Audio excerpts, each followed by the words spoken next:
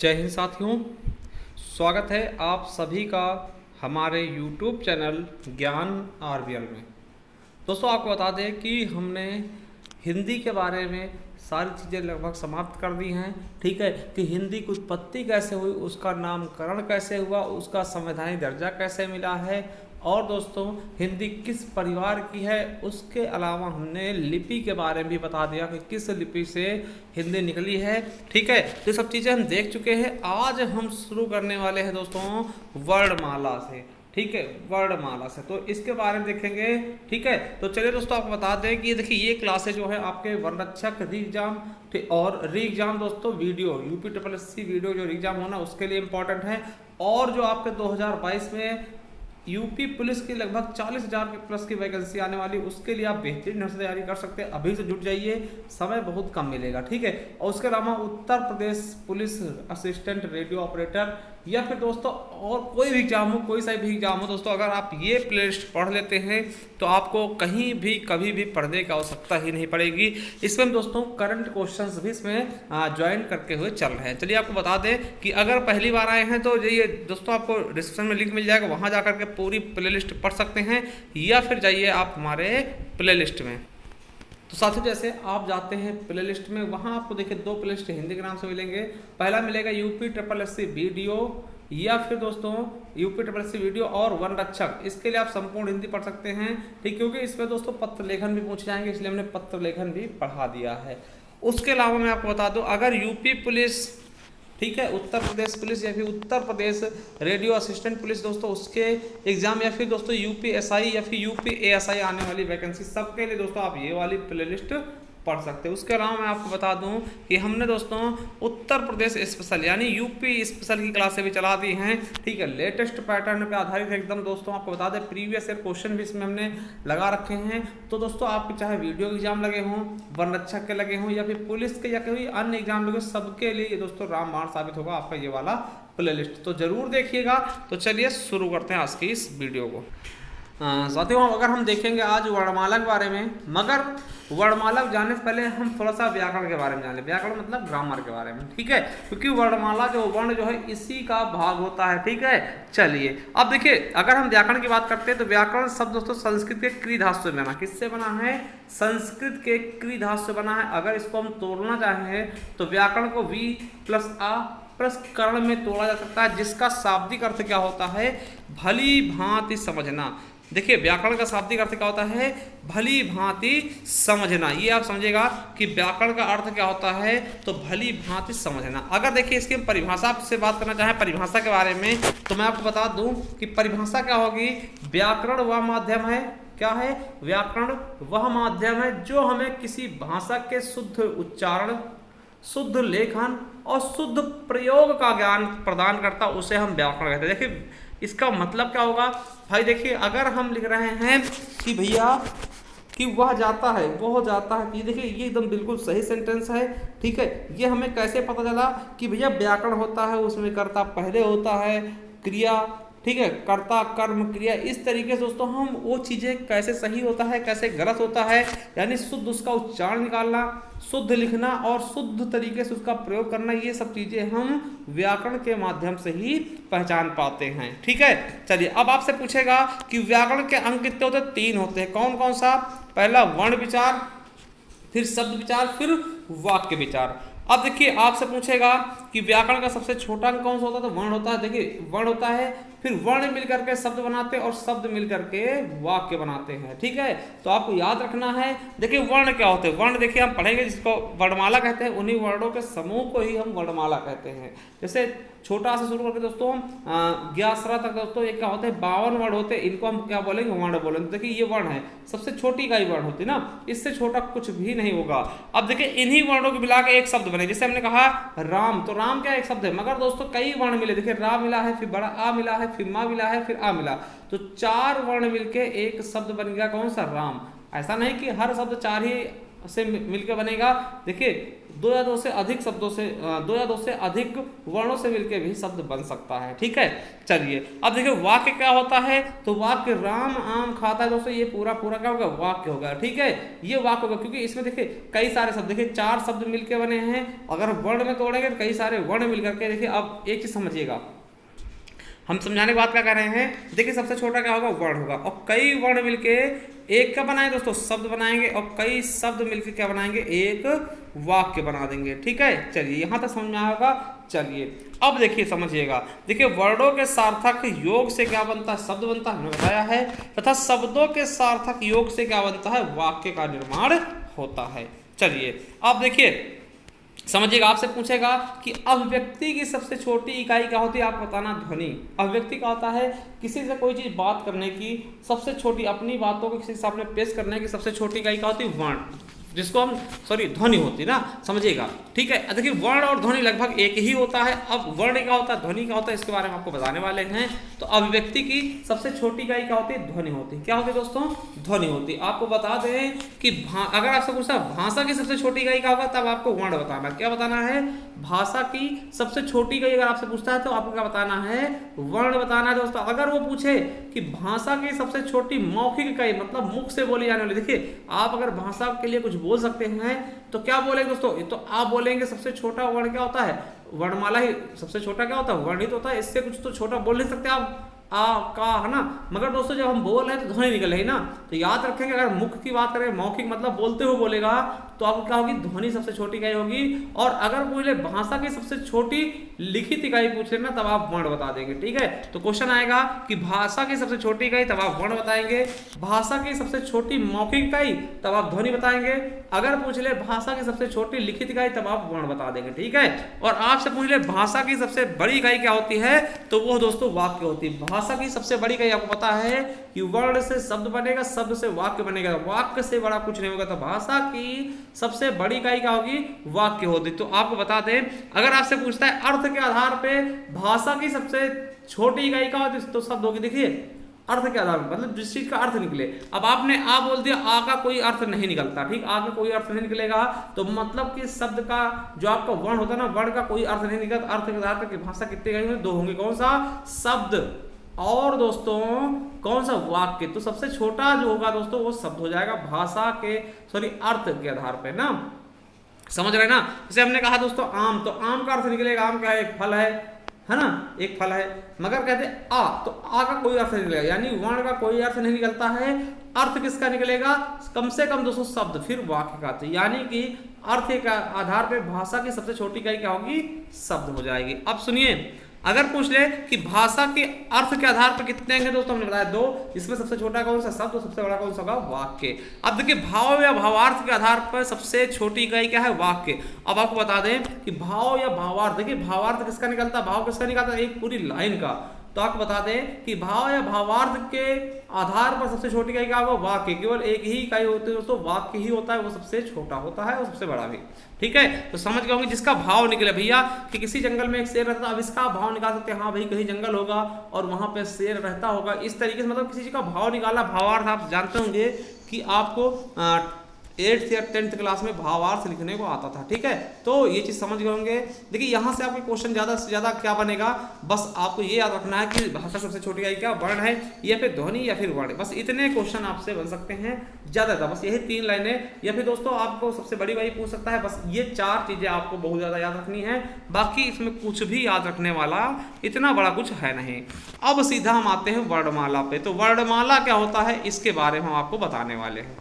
ठीक है, तो अब यहाँ से आपका वर्णमाला शुरू होगा। देखिए वर्णमाला होता क्या, वर्ण मतलब क्या होता है जानते हैं, वर्ण मतलब हमने बता ही दिया। और माला मतलब क्या होता है दोस्तों, आप देखते होंगे माला क्या करते हैं, एक माला हम लेते हैं दोस्तों यहाँ से, तो ये माला होता है दोस्तों, इसमें आपको पता है मूंगे जो मोतियां होती है वो एक क्रम में लगी हुई होती है ना। तो उसी प्रकार से वर्णों का एक क्रम से जो लगाया था उसे हम क्या बोलते थे दोस्तों, वर्णमाला बोलते थे। वर्णों के क्रम को ही क्या बोलते हैं, व्यवस्थित क्रम को हम क्या बोलते हैं, वर्णमाला बोलते हैं। समझिएगा, तो आपसे पूछेगा वर्णमाला का, तो आपको बताना है वर्णों के व्यवस्थित समूह को मतलब एक तरीके से व्यवस्थित समूह को ही वर्णमाला कहते हैं। व्यवस्थित मतलब क्या होता है मेरे दोस्तों कि अगर का के बाद खा आता तो खा ही आएगा, ऐसा नहीं कि का के बाद आप गा कहो फिर कह दो भैया चा छा जा झा मतलब फिर अड़ा कह दो, ऐसा नहीं। जिस क्रम में जो चीज लगा है उसे उसी क्रम में लगाना ही वर्णमाला कहलाता है, ठीक है। और देखिए बहुत सारे इसके मतलब कि बहुत सारे इसके एग्जाम्पल होते हैं, है ना, और बहुत सारे इसकी परिभाषाएं हैं। तो देखिए एक और है वर्णों के समुदाय को क्या कहते हैं, तो वर्णमाला कहते हैं। यही क्वेश्चन सेम आपके यूपी पुलिस से पूछा गया 2018 की, वर्णों के समुदाय क्या कहते हैं, वर्णमाला कहते हैं, स्वर कहते हैं, व्यंजन कहते हैं, ऐसे क्वेश्चन आपके पूछे जाते हैं। तो क्या कहते हैं दोस्तों, वर्णमाला कहते हैं। अब देखिए हिंदी में 52 मानक ध्वनियां हैं जिन्हें हम क्या कहते हैं, वर्ण कहते हैं। हिंदी में 52 मानक ध्वनियां हैं जिन्हें हम क्या कहते हैं, वर्ण कहते हैं, याद रखेंगे। और इन्हीं 52 वर्णों के व्यवस्थित समूह को ही क्या कह देते हैं, हम वर्णमाला कहते हैं, ठीक है। तो समझ गए होंगे। अब देखिए वर्ण क्या होता है, वर्ण समझिएगा। वर्ण क्या होता है, वर्ण उस मूल ध्वनि को कहते हैं जिसका खंड ना हो सके, मतलब कि वर्ण ऐसा समूह था जिसको मतलब हम तोड़ ही ना सके। अब भैया आ है छोटा, अब इसको कैसे तोड़ोगे, अब ये टूट ही नहीं सकता, ठीक है। इसी को क्या बोलेंगे, वर्ण बोलोगे। वर्ण को ही अक्षर बोलते हैं, और अक्षर आ प्लस क्षर से मिलकर बनता है। आ मतलब नहीं, और क्षर में जिसका क्षरण ना हो, जिसे तोड़ा ना जा सके दोस्तों, उसे ही हम क्या बोलते हैं, अक्षर बोलते हैं, ठीक है। अब आपको बता दें कि अगर आपसे पूछेगा हिंदी में वर्णों कुल संख्या कितनी है, तो 52 है, ये बता दीजिएगा 52 है। और हिंदी भाषा में कुल वर्ण यानी लिपियां कितनी है, तब भी आप 52 ही बताएंगे। याद रखिएगा कितने हैं हिंदी में, 52 वर्ण हैं, 52 ही लिपियां हैं, ठीक है। ये चीज आपको बिल्कुल अच्छे से याद रखना। अब देखिए आपसे पूछेगा कि वर्ण के भेद कितने हैं, तो भैया आपको वर्ण के 2 भेद मिलेंगे। कितने, 2 भेद मिलेंगे। और आपके यूपीएससी 2021 में पूछा गया क्वेश्चन कि वर्ण के कितने भेद हैं, तो 2 भेद हैं, ठीक है। और देखिए इसी के और भी तरीके से पूछे जाते हैं कि हिंदी में ध्वनियां कितने प्रकार की होती है, तो भैया ध्वनियां वर्ण को ही कहते हैं, हम पहले बता चुके हैं। तो दोस्तों ध्वनियों के भी 2 ही प्रकार होते हैं, ये आपके वीडियो में पूछा गया। देखिए वीडियो में कैसे पूछा गया कि हिंदी में ध्वनियां कितने प्रकार की होती हैं, और देखिए यूपीएससी में क्या पूछा गया कि वर्ण के कितने भेद होते हैं। तो देखिए कैसे भी क्वेश्चन पूछे, अगर वर्ण की बात करता तब भी बात वो ध्वनि की कर रहा है, अगर ध्वनि की बात करता तब भी बात वर्ण की कर रहा है, दोनों सेम ही चीजें हैं। अगर आपसे कोई पूछ ले कि वर्ण के कितने भेद, आप बताइएगा 2, कौन कौन स्वर और व्यंजन। आपसे पूछ ले ध्वनि कितने प्रकार की होती है, आप बताइए 2, कौन कौन से स्वर और व्यंजन, ठीक है। चलिए आप समझ गए। तो देखिए ये वीडियो में इस तरह से आपका क्वेश्चन यूपीएससी में पूछा गया, इस तरह से वीडियो में कौन कौन से होते हैं, 2 स्वर और व्यंजन दोस्तों, ठीक है। तो चलिए अब हम देखते हैं वर्ण की पूरी। देखिए वर्ण कितने होते हैं, 52 होते हैं, टोटल 52 वर्ण होते हैं। और आपको बता दें कि जिसमें से दोस्तों इसको 2 भागों में बांटते हैं वर्ण को। कौन कौन से स्वर, अपस्वर 11 होते हैं, देखिए कौन कौन से होते हैं, ह्रस्व स्वर 4 होते हैं, और दीर्घ स्वर 7 होते हैं, और प्लुत स्वर दोस्तों होते हैं, ठीक है। वहीं हम व्यंजन की बात कर ले, व्यंजन की संख्या कितनी होती है, 33, जिसमें से स्पर्श व्यंजन या स्पर्शी व्यंजन या उदित व्यंजन जो वर्गीय व्यंजन दोस्तों कितने होते हैं, 25 होते हैं, 5 वर्गों में 5-5 मिलाकर, यानी 50 में 25। और अंतस्थ व्यंजन होते हैं 4, अंतस्थ व्यंजन होते हैं 4, 11 लावा। और उष्म या संघर्षी व्यंजन होते हैं 4, यानी कि छत्रंग ग्यासरा दोस्तों, छत्रंग ग्यासरा संयुक्त व्यंजन होता है, ठीक है। तो कौन से जाएंगे उस व्यंजन, शाशा शाहा, क्या होते हैं, शाशा शाहा दोस्तों, ठीक है। चलिए अब हम देखेंगे इस वाले पार्ट को, यानी कि स्वर के बारे में। स्वर क्या होता है, तो चलिए स्वर के बारे में देखते हैं दोस्तों। स्वर क्या होते हैं भाई, स्वर होते क्या हैं, तो मैं आपको बताना चाहूंगा कि स्वतंत्र रूप से बोले जाने वाले वर्णों को हम स्वर कहते हैं। देखिए ये आपका परिभाषा पूछा गया है आपके यूपीएससी 2017 और 21 दोनों में, ठीक है। कि देखिए स्वतंत्र रूप से बोले जाने वाले वर्णों को क्या कहा जाता है, तो आपके सामने ऑप्शन देगा, स्वर कहते हैं, अयोगवा कहते हैं, व्यंजन कहते हैं, या वर्णमाला कहते हैं। तो आप बताइएगा स्वर कहते हैं। स्वतंत्र क्या होता है, जिनको बोलने के लिए हमें किसी की आवश्यकता नहीं होती। अब देखिए इस तरह से आपके यूपीएससी में 2 बार पूछा गया। और देखिए एक उदाहरण ये पूछा गया आपके यूपी वीडियो में, जिनका उच्चारण स्वतंत्रता से होता है और जो व्यंजन के उच्चारण में सहायक नहीं होते उनको क्या बोलते हैं, उनको स्वर बोलते हैं। ये आपके यूपी वीडियो 22/12/2018 का क्वेश्चन है।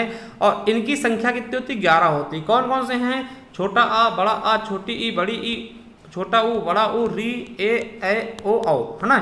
ये टोटल हो गए 11। तो स्वर की संख्या कितनी है, 11 है, ठीक है। देखिए स्वर को बोलने के लिए किसी की आवश्यकता क्यों नहीं होती, देखिए समझिएगा। जैसे हमने आ बोला, अब आ को बोलने के लिए किसी की आवश्यकता नहीं होगी। और यहीं पे दोस्तों अगर हम कहते हैं व्यंजन, तो व्यंजन को बोलने के लिए किसी न किसी की आवश्यकता होती है। जैसे हम बोलेंगे का, तो का में दोस्तों कहीं ना कहीं आ जरूर छुपा होता है। यानी अब व्यंजन में स्वर की सहायता से ही बोले जाएंगे, वो हम आगे पढ़ेंगे। यानी स्वर को बोलने के लिए हमें किसी की आवश्यकता नहीं होती। क्वेश्चन आएगा कि जिनका उच्चारण स्वतंत्र रूप से होता है, या फिर जिनको बोलने के लिए हमें किसी की आवश्यकता नहीं होती, उन्हें हम क्या कहते हैं, तो स्वर कहते हैं। कहते हैं। ठीक है, समझ गए होंगे बिल्कुल अच्छे। चलिए आगे देखते हैं। अब देखिए स्वर कितने हमारे 11 हैं, मगर मात्राओं के आधार पर दोस्तों 10 ही हो जाएंगे, क्योंकि पता है छोटे आ की कोई मात्रा नहीं लगती थी। बड़े आ की मात्रा लगेगी ये, छोटी ई की मात्रा ये हो गया, बड़ी ई की ये हो गया, छोटे ऊ की ये हो गया, बड़े ऊ की ये हो गया, ऋषि की मात्रा दोस्तों ऐसे लग जाता है ना, ए की मात्रा, और दोस्तों ए की मात्रा हो गया, ऐ की मात्रा, ओ की मात्रा और औ की मात्रा। ठीक, तो ये मात्रा हो जाती है। मात्रा कितनी है 10। ठीक है,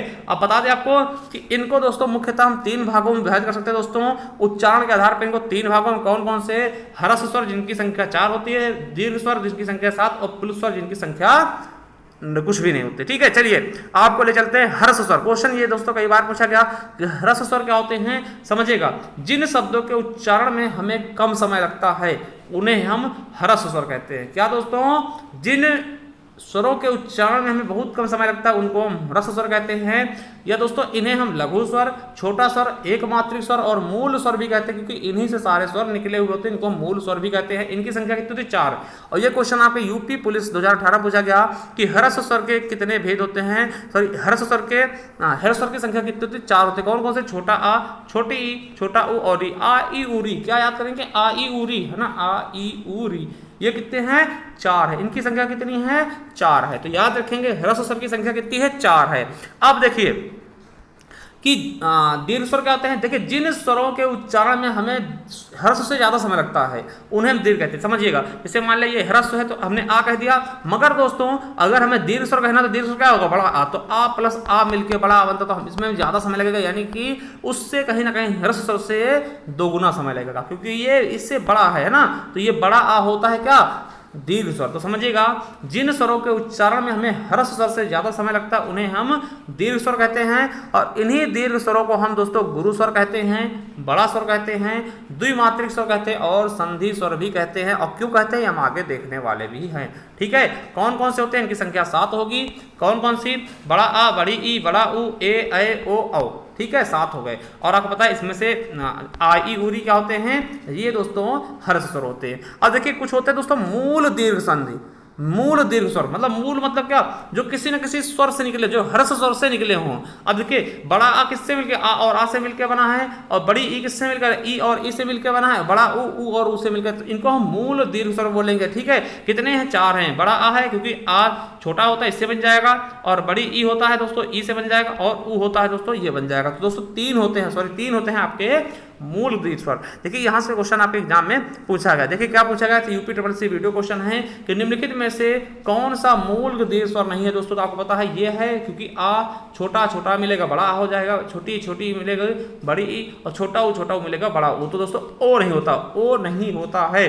ठीक है, तो यही क्वेश्चन आपके एग्जाम में पूछा गया, तो हमारा डी ऑप्शन बिल्कुल राइट हो जाएगा।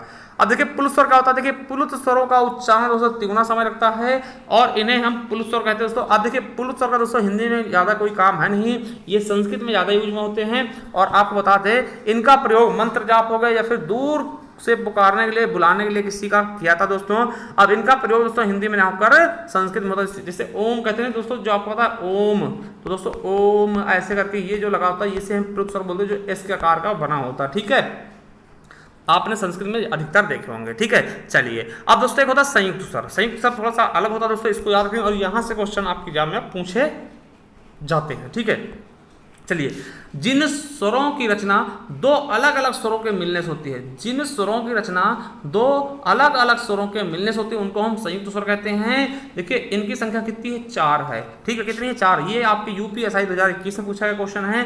कौन कौन से हैं? तो देखिए आ है, क्या है दोस्तों? आ है। आ किस लिए है दोस्तों? देखिए सॉरी ए है, ए, ऐ, ओ, औ। देखिए आ और ई मिलके ए बनता है। देखिए आपसे पूछेगा कि ए का उच्चारण स्थान क्या है? आ और ई। देखिए क्योंकि आपको पता है आ का उच्चारण स्थान क्या होता है? कंठ, और ई का होता है ताल, तो कंठ तालब्ध हो जाता है। ठीक है, ए किससे मिलके बनेगा? आ और ए से मिलके बनेगा। ओ किससे मिलके बनेगा? आ और ऊ से मिलके बनेगा। ठीक है, देखिए आ का उच्चारण स्थान क्या होता है? कंठ, और ऊ का होता है ओष्ठ, तो इसीलिए कंठोष्ठ कह देते हैं उसको, ओ और औ को। तो औ किससे मिलकर बनेगा दोस्तों? आ और ओ से। तो क्वेश्चन पूछेगा आपसे संयुक्त स्वरों की संख्या कितनी है? 4 होती है। अगर पूछ सकता है ए किससे मिलकर बनेगा, तो दोस्तों ए आ और ई से मिलकर बनेगा। ऐ किससे मिलकर बनेगा? आ और ए से मिलकर बनेगा। ओ किससे मिलकर बनेगा? आ और ऊ से मिलकर बनेगा। औ किससे मिलकर बनेगा? तो आ और औ से। ठीक है, चलिए ये चीज समझ गए होंगे कि संयुक्त स्वर क्या होते हैं। अब देखिए आगत स्वर भी होते हैं। आगत क्या होता है दोस्तों, जिन्हें हम विदेशी स्वर कहते हैं। देखिए इस स्वर को विदेशी स्वर या मेहमान स्वर भी कहा जाता है, जैसे ये वाला आ देखा होगा ना आपने, और ये वाला, ठीक है, समझिएगा, ठीक है। तो ये दोनों क्या होते हैं दोस्तों, ये आगत या फिर विदेशी स्वर या फिर मेहमान स्वर होते हैं। जैसे दोस्तों आप कॉलेज में लगाते हैं ना ये वाला, देखिए कॉलेज में, डॉक्टर में, है ना, आंख में दोस्तों ये वाला, और चांद में ये वाला। देखिए आपको बता दें कि इसको हम अर्धचंद्र बिंदु कहते हैं और इसको चंद्र बिंदु कहते हैं, ठीक। जो ऐसे लगता है इसको हम चंद्र बिंदु कहते हैं, और जिसमें चांद वो बिंदी नहीं लगती दोस्तों उसको हम अर्धचंद्र बिंदु कहते हैं, ठीक है। चलिए, और दोस्तों ये वर्णमाला का एकमात्र वर्ण है जो अंग्रेजी भाषा का है। किस भाषा का आया है ये, अंग्रेजी भाषा का। अब देखिए जात के आधार पर हम विभाजित करें स्वरों को, तो आपको बता दें जात के आधार पर दोस्तों इनको हम 2 भागों में विभाजित करते हैं। क्या आपसे पूछेगा जात के आधार पर स्वरों को हम कितने भागों में विभाजित कर सकते हैं दोस्तों, 2 भागों में। कौन कौन से होंगे, सजाती, मतलब सजाती मतलब समान जाति वाले ना, सजाती सा मतलब समान, और जाति मतलब जात वाले। तो समान जात वाले कौन से होते हैं, तो समझिएगा समान जाति होने के कारण इनको हम सजाती स्वर कहते हैं। जैसे आपको पता है आ बड़ा आ दोनों समान है, ई बड़ी ई ऊ बड़ा ऊ, तो ये सजाती हो गए, ठीक है, समान जाति वाले। चलिए अब पूछ लिया आपसे विजातीय स्वर कौन से होते हैं, तो विजातीय स्वर असमान जाति होने के कारण इनको विजातीय कहते हैं। जैसे ए आई दोस्तों ये असमान है, ठीक है, क्योंकि ये बने ही अलग से होते हैं, ठीक है। और दोस्तों ओ औ री दोस्तों ये आपके 5 हैं, ये विजातीय होते हैं। अब दोस्तों आप ये कहेंगे कि भैया ये ए आई मिल तो रहा है ना, देखिए मिल नहीं रहा है, समझिएगा ये जो हैं ये अलग अलग से मिलके बनेंगे, ये अलग से बनते हैं। आपको बता दें जैसे हमने कहा आ और आ, है ना, तो देखिए आ छोटा आ और छोटा आ मिलके बड़ा आ बना देगा, ठीक है, बड़ा आ मतलब सेम से ही बन जाएंगे ये। ई और ई मिलके बड़ी ई बन जाएगा, ऊ और ऊ मिलके बड़ा ऊ बन जाएगा। मगर आपसे हम कहते हैं कि ए और ए मिलके ए बनाइए, नहीं बनेगा, ओ और ओ मिलके ओ बनाइए, नहीं बनेगा, इसीलिए इनको हम विजातीय स्वर कहते हैं, ठीक है। अब देखिए आपसे पूछे सजा मतलब जाति के आधार पे कितने भागों में बटे होते हैं, 2 भागों में, ठीक है। अब आपसे पूछेगा उत्पत्ति के आधार पे कितने भाग बटते हैं, तो उत्पत्ति के आधार पे हम स्वरों को 2 भागों में बांट सकते हैं। देखिए उत्पत्ति के आधार पे हम इनको 2 भागों में बांट सकते हैं। पहला है मूल स्वर। अब आपको बता दें कि मूल स्वर क्या होता है, जो मूल मतलब का जड़ है ना। अब समझे इनकी उत्पत्ति अन्य स्वरों से नहीं होती, मतलब ये स्वयं से उत्पन्न हुए हैं, इनकी उत्पत्ति किसी स्वर से नहीं होती, यानी कि ये मूल स्वर होंगे, ठीक है। इनकी संख्या कितनी होती है, 4 होती, आ ई उ जिन्हें हम ह्रस्व स्वर पढ़ चुके आगे, ठीक है। अब दोस्तों आपको बताइए मूल स्वर हो गए। अब दूसरे क्या होंगे, तो संधि स्वर होते हैं। अब देखिए इनकी उत्पत्ति मूल स्वरों के संयोग से, यानी यही 4 स्वर कहीं ना कहीं मिलेंगे तो दोस्तों और स्वर निकलेंगे, ठीक है। तो इसीलिए इनको संधि स्वर कहते हैं, और इनका इस्तेमाल संधि में होता है, इसलिए इनको संधि स्वर कह देते हैं। देखिए इनकी उत्पत्ति मूल स्वरों के संयोग से होती है, इनका प्रयोग हमें संधि में देखने को मिलता है, इसलिए इनको संधि स्वर भी कहते हैं। जैसे देखिए इनकी संख्या कितनी है, 7। कौन कौन से हैं, आ ई उ, है ना, ए आई ओ औ, है ना, ये होते हैं दोस्तों, ये इनकी संख्या 7 है।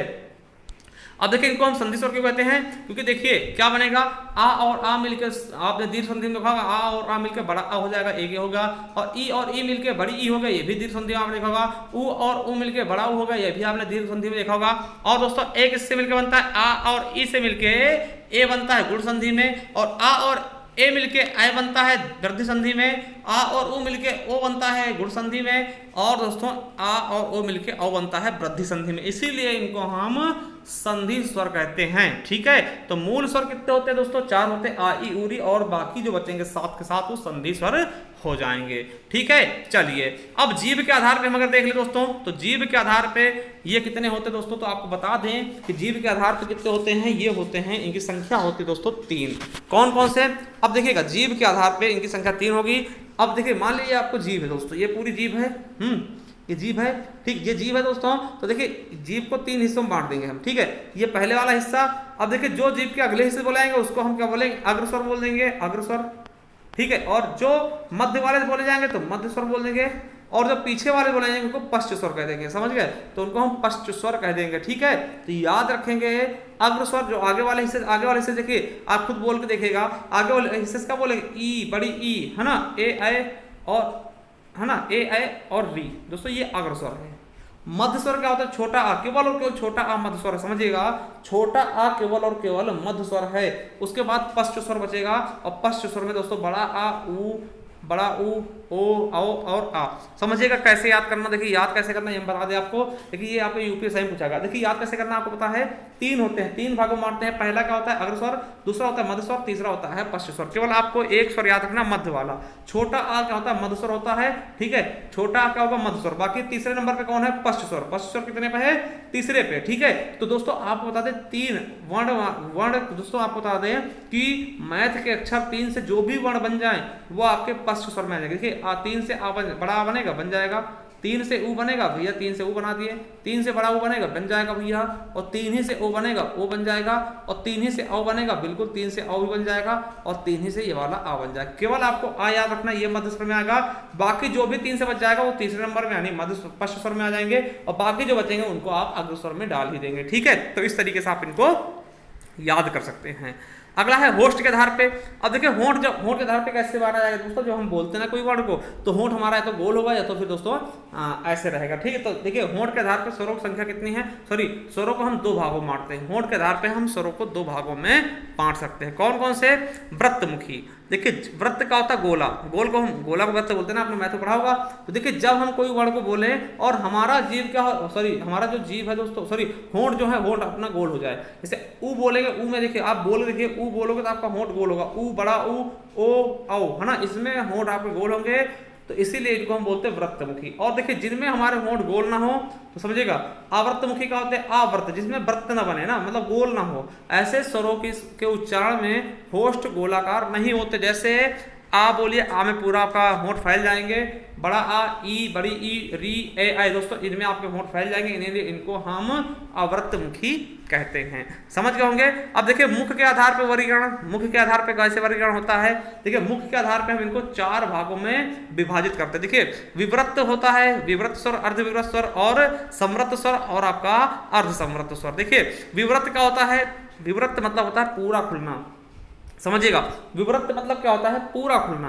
देखिए ऐसे उच्चारण में मुख द्वार पूरा खुल जाता है, विवृत्त पूरा खुल जाता है। जैसे आपको पता है कैसे पूरा खुलता है, तो साथियों आपको पता है कि जैसे कभी आप डॉक्टर के पास गए होंगे, ठीक है, डॉक्टर के पास गए होंगे, डॉक्टर ने बोलता क्या पूरा मुंह खोलने देगा, बोलेगा आ बोलो, आ बड़ा आ, है ना, बोले जोर से आ बोलो बड़ा आ, तो आप आ बोलते हैं पूरा मुंह खुल जाएगा और वो आपके मुख की सारी क्रियाएं देखता है, ठीक है। तो याद रखेंगे विवृत्त मतलब क्या, इसमें पूरा मुख खुलता है। तो पूरा मुख किससे खुलता है, आपका केवल और केवल बड़ा आ होगा, ठीक है। अब देखिए अगर पूरा मुख आ से खुल रहा तो छोटा आधा मुख किससे खुलेगा, छोटे आ से।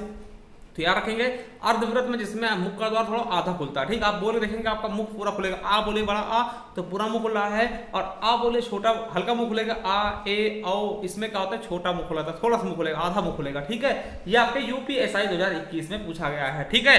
तो विवृत्त में क्या होगा, जिससे पूरा मुख खुल जाए, पूरा मुख किसमें खोलता है डॉक्टर, तो खोलेगा ना, डॉक्टर बोलेगा आ बोलो बेटा आ, है ना, तो बड़ा आ बोलेगा आ बोलो तो पूरा मुख खुलता है। और अर्धविवृत्त में क्या होता है आधा मुख खुलेगा, यानी कि छोटा होगा ए औ और आ, है ना, तो ये होते हैं आपके अर्धविवृत्त। और समृत्त क्या होता है, जिसमें लगभग मुंह दोस्तों बंद रहता है। अब मुंह बंद करके आप कौन कौन से वर्ड बोल सकते हैं, उनको हम समृत्त बोल देंगे। जैसे आप ई, बड़ी ई, ऊ और बड़ा ऊ दोस्तों, और री, इनको आप बिना मुंह खोले मतलब हल्का फुल्का लगभग बंद रहेगा, एकदम तो नहीं कह सकते मगर लगभग बंद रहेगा, उनको हम दोस्तों समृत्त कह देंगे। और अर्ध समृत्त क्या होता है, जिसमें आधा मुंह बंद रहेगा।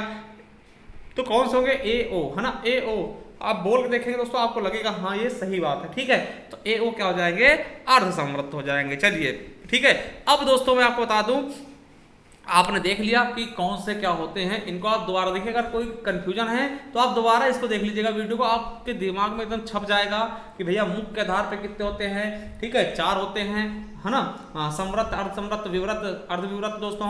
और जीव के आधार पे वृत्तमुखी, अवृत्तमुखी होते हैं, ठीक, सॉरी होंठ के आधार पे वृत्तमुखी, अवृत्तमुखी होते हैं। जीव के आधार पे दोस्तों 3 होते हैं, अग्र, मध्य और पश्च स्वर होते हैं, ठीक है। जात के आधार पे दोस्तों 2 होते हैं, सजाती और विजाती दोस्तों, ठीक। तो इस तरीके से आप बिल्कुल अच्छे से पढ़िएगा, रिवीजन करिए। अब चलिए अब आपको दिखाते हैं अयोगवाह। देखिए आपने बचपन में स्वर पढ़े होंगे 13, जिसमें अंक और आहा भी जुड़े होते हैं, मगर दोस्तों कंपटीशन में आने के बाद 2 स्वर अयोगवाह में डाल देते हैं। अयोगवाह क्या होता है, इनके बारे में देखते हैं। देखिए अयोगवाह का अर्थ क्या होता है, योग न होने पर भी साथ रहे जो, ठीक है। अब देखिए किशोरीदास वाजपेयी ने कहा है ये स्वर नहीं है, और व्यंजनों की तरह ये स्वर के पूर्व नहीं पश्चात आते हैं, मतलब जैसे व्यंजन आते हैं ना उनकी तरह ये पूर्व नहीं आते, पहले नहीं आते, ये बाद में आते, इसलिए व्यंजन नहीं है। और इसलिए दोस्तों आपको पता है ना तो ये स्वर है ना ही व्यंजन है, इसलिए इन दोनों ध्वनियों को अयोगवाह कह दिया गया, क्योंकि दोस्तों ना तो ये स्वर की तरह यूज में आते हैं ना ही व्यंजन की तरह, इसीलिए इनको हम अयोगवाह कहते हैं। कौन कौन से हैं? तो दोस्तों अंक और आहा ना तो स्वर होते हैं ना ही ये व्यंजन होते हैं, इसलिए इनको नपुंसक वर्ण भी कहते हैं। क्या बोलते हैं? नपुंसक वर्ण। देखिए नपुंसक क्या होता है दोस्तों, आपको पता है, ना ही स्त्री में ना ही पुरुष में। ठीक है, अब देखिए किशोरीदास वाजपेयी ने इनको अयोगवाह कहा है और डॉक्टर धीरेन्द्र वर्मा ने इनको नपुंसक वर्ण कहा। आपको अयोगवाह याद रखना है, ये नपुंसक वर्ण याद करने की आवश्यकता नहीं है। इनकी संख्या कितनी है? 2। ये आपके यूपी से पूछा गया है। कौन कौन से हैं दोस्तों? ये आपको पता है, अंक और आहा। मगर दोस्तों इनके दूसरे नाम भी याद रखेंगे। अंक और आहा तो होता ही है, इनका अंक का एक नाम क्या होता है? अनुस्वार, और आहा का दूसरा नाम क्या होता है? आहा का नाम क्या होता है? विसर्ग। और विसर्ग इसका उच्चारण दोस्तों हा की तरह होता है ना। आप देखिए, अब इनको हम क्यों अयोगवाह बोलते हैं?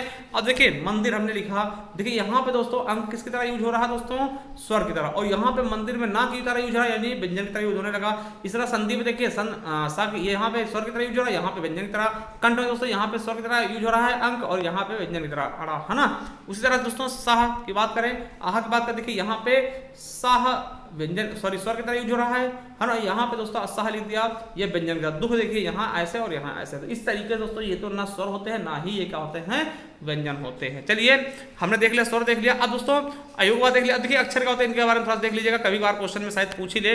देखिए अगर आपसे पूछे अक्षर कितने प्रकार के होते हैं, तो अक्षर दोस्तों 2 प्रकार के होते हैं। कौन से होते हैं? एक बद्धा अक्षर और एक मुक्ताक्षर होते हैं। बद्धाक्षर क्या होता है? जिनके अंतिम ध्वनि व्यंजन ना हो उसे बद्धाक्षर बोलेंगे। मतलब कि जिनका जो अंतिम वर्ण हो ना वो आधा हो उसे हम बद्धाक्षर कहते हैं। सही भाषा में आपको बताएं तो जिनका अंतिम वर्ण क्या हो? आधा हो, जिसमें हलंत लगा हो लास्ट में, यानी जिनके वर्ण के लास्ट में हलंत लगा हो दोस्तों, उसे ही क्या बोलते हैं हम? बद्धाक्षर। जैसे अर्थात दिखा, नीचे लास्ट में हलंत लगा है, श्रीमान हलंत लगा है, भगवत दोस्तों हलंत लगा, ये सभी क्या हो जाएंगे? बद्धाक्षर। मुक्ताक्षर क्या होता है दोस्तों? जिनका अंतिम स्वर क्या हो, अंतिम ध्वनि क्या हो? स्वर हो दोस्तों, उनको हम मुक्ताक्षर बोलते हैं। जैसे रखना, दानी, परमात्मा, कोई भी वर्ण जिनमें लास्ट में हलंत लगा हो वो मुक्ताक्षर हो जाएंगे। ठीक है, समझ गए? चलिए आगे दोस्तों आपको दिखाते हैं। अब देखिए कुछ चीजें और याद रख लीजिएगा, यहाँ से क्वेश्चन आपको कई बार पूछेगा, यहाँ से कई बार क्वेश्चन पूछे गए। एक होता है निर्नुनासिक। इनको क्या होते हैं? ऐसे स्वरों या शब्दों को जिनके उच्चारण दोस्तों केवल, जिनके उच्चारण में हवा केवल मुख से निकलती। क्वेश्चन आएगा कि निर्नुनासिक क्या है? जिनके उच्चारण में केवल हवा मुख से निकले, तो उन्हें हम क्या बोलते हैं? निर्नुनासिक। दोस्तों आपको बता दें, जैसे आ हो गया, ये सभी के सभी आपकी मात्राएं हो गई, इधर उधर किधर, जिसमें बिंदु ना हो दोस्तों, वो होते हैं निर्नुनासिक, जिनमें केवल और केवल हवा कहाँ निकलती है? मुख से। ठीक है, चलिए। और होते हैं अनुनासिक। अनुनासिक क्या होते हैं? ऐसे स्वर या शब्द जिनमें हवा नाक और मुंह दोनों निकले। देखिए अनुनासिक में क्या होता है? नाक और मुख दोनों निकले, जैसे ये वाले, ठीक है, चंद्रबिंदु वाले, ठीक है, गांव हो गया, दांत हो गया, आंख हो गया, इसमें नाक और मुंह दोनों से हवा निकलती है, इसीलिए इनको क्या बोलते हैं? अनुनासिक। अनुस्वार क्या होते हैं? ऐसे स्वरों या शब्दों के उच्चारण केवल नाक से होते हैं, जैसे अंगूर, अंक को हमने बताया ना अनुस्वार, तो इनका उच्चारण कैसे हो? केवल नाक से। क्वेश्चन आएगा निम्नलिखित में से किसका उच्चारण केवल नाक से होता है? अनुनासिक, दीर्घानुनासिक या फिर दोस्तों अनुस्वार? तो अनुस्वार का। ठीक है, इस तरीके देखिए दोबारा और देखिए नासिक क्या होते हैं? ऐसे व्यंजन जिनका उच्चारण केवल नाक से होता है उनको नासिक व्यंजन कहते हैं। इनके अक्षर कितने होती है? 5 होती है, जिन्हें हम पंचम अक्षर कहते हैं, जैसे अंगा, अड़ा, इया, अड़ा, नामा। और ये आपको यूपी साइड 2011 में पूछेगा। चलिए आपको दिखा दोबारा से। देखिए निर्नुनासिक क्या होता है? जिनका उच्चारण केवल और केवल मुख से होता है, मतलब जिनके हवा कहाँ निकलती है? मुख से। अनुनासिक क्या होते हैं? जिनकी नाक और मुख दोनों से निकलती है हवा। और अनुस्वार क्या होते हैं? जिनकी हवा केवल नाक से निकलती है। और नासिक क्या होते हैं? इनकी भी हवा केवल नाक से निकलेगी, उनको नासिक बोलेंगे, मगर इनकी संख्या 5 होती है। पंचमा अक्षर भी इनको हम कहते हैं। समझ गए होंगे बिल्कुल अच्छे से। अब देखिए स्वरों के उच्चारण स्थान देख ले, कहाँ से कौन बोला था। वैसे हम लास्ट में जब हम पूरा पढ़ा देंगे दोस्तों, उसके बाद एक हम बता देंगे कि अकु विसर्जन नाम कंठा, इस तरीके से उसको देख लीजिएगा, उससे सब कुछ धन्य हो जाएगा आपका। मगर इनको याद रख लीजिएगा, कंठ कहाँ, कंठ से कौन कौन से शब्द वो स्वर बोले जाते हैं? छोटा, बड़ा और आहा, है ना। और तालव्य से ई और बड़ी ई। मूर्धन्य होता है दोस्तों ऋषि केवल। होस्ट होता है ऊ और बड़ा ऊ। कंठ तालव्य कौन होते हैं? ए और ए होते हैं। और कंठोष्ठ क्या होते हैं? ओ और औ होते हैं। ठीक दोस्तों, कंठोष्ठ क्या होते हैं? ओ और औ। ठीक है, और नासिक क्या होता है?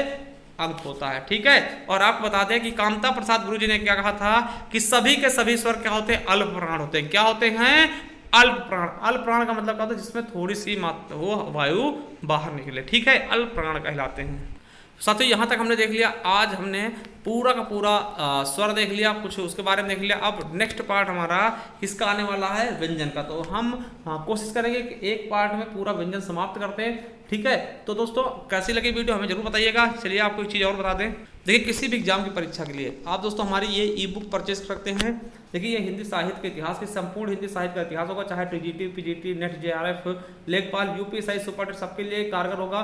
इसका मूल्य है दोस्तों 50 रुपये। और दोस्तों सामान्य हिंदी जो हम पढ़ा रहे हैं, ये सामान्य हिंदी दोस्तों इसी से पढ़ा रहे हैं, ठीक है। और इसका मूल्य होगा 50 रुपये। और सामान्य जो हिंदी भाषा और बोली का इतिहास दोस्तों इसका है आपको 25 रुपये। और पत्र लेखन अगर चाहते हैं ये 25 रुपये। देखिए सभी चाहते हैं तो दोस्तों 150 रुपये में आपको ये पूरी हिंदी की ई बुक मिल जाएगी और आपको कोई भी बुक परचेस करने की आवश्यकता नहीं होगी।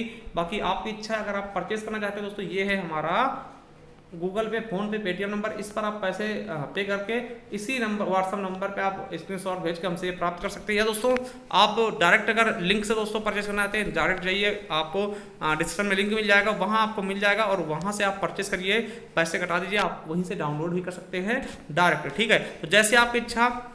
चलिए दोस्तों मिलते हैं नेक्स्ट वीडियो, तक के लिए जय हिंद जय भारत। और एक बार फिर से कहेंगे, अगर आपको वीडियो अच्छी लगी तो शेयर कर दीजिएगा, कमेंट कर दीजिएगा बढ़िया सा, और चैनल को सब्सक्राइब कर लीजिएगा, पहली बार आए हैं तो। थैंक यू, धन्यवाद। मिलते हैं किसी नेक्स्ट वीडियो, तब तक के लिए जय हिंद जय भारत।